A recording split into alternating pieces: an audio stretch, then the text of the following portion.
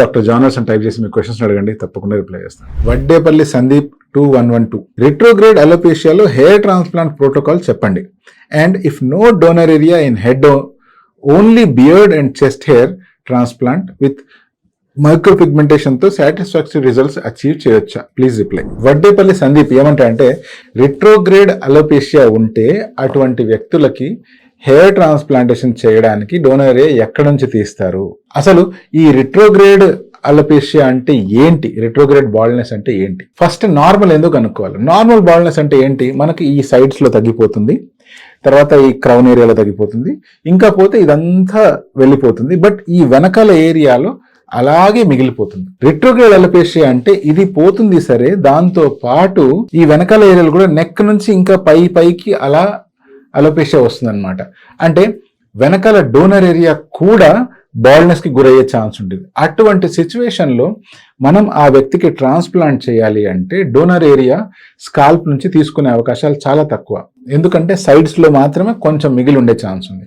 So ఆ sides లో ఉండే కొన్ని వెంట్రుకల్లో మళ్ళీ ట్రాన్స్ప్లాంట్ కోసం కొన్ని తీసుకుంటే ఈ సైడ్స్ పల్చగైపోయే ప్రమాదం ఉంది. అందుకనే ఇటువంటి వాళ్ళకి బియర్డ్ కానీ, చెస్ట్ హెయిర్ కానీ లేదా బాడీ హెయిర్ కానీ ఉన్నాయి అన్నప్పుడు డెఫినెట్ గా వాటిని యూజ్ చేస్తూ ఉంటాం. ఇప్పుడు ఈ అబ్బాయి అడిగే పాయింట్ ఏంటి అంటే, just beard hair and body hair transplant చేస్తే సాటిస్ఫాక్టరీ రిజల్ట్ వచ్చేంత హెయిర్ వస్తాయా? దీనికి సమాధానం ఏంటి అంటే, ఇట్ డిపెండ్స్. దేని మీద డిపెండ్ అవుతుంది? మనకు అవైలబుల్ ఉన్న డోనర్ ఏరియా.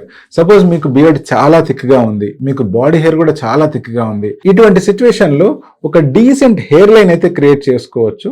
స్కాల్ప్ మొత్తం ఇంప్లాంట్ చేస్తామా అంటే, ఇంప్లాంట్ అయితే చేస్తాము, కానీ థిక్ గా హెయిర్ అయితే రాకపోవచ్చు. మోస్తరుగా కవరేజ్ అయితే జరుగుతుంది.